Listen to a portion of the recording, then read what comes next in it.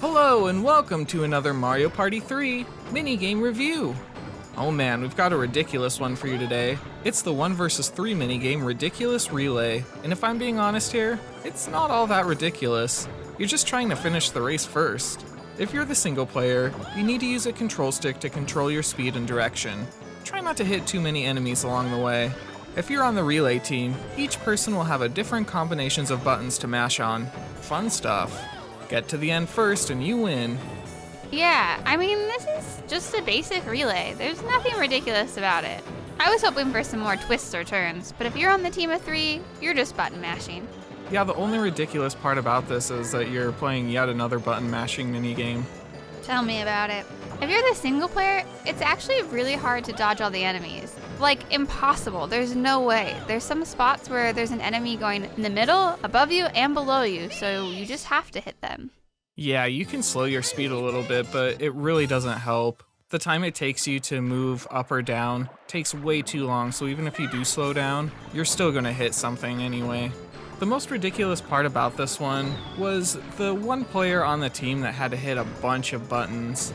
It would be like up A, up B, down B, and you had to hit all 4 of them in a row to move a little bit.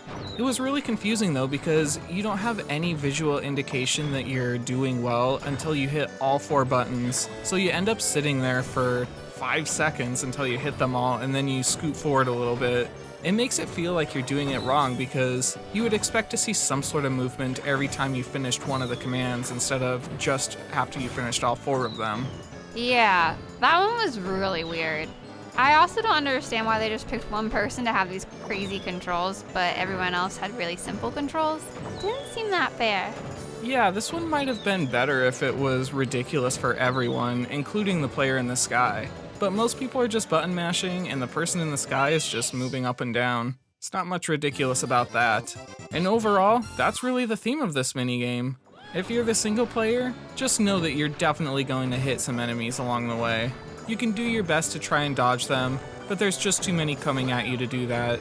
And if you're the players on the team, it's basically just a button masher.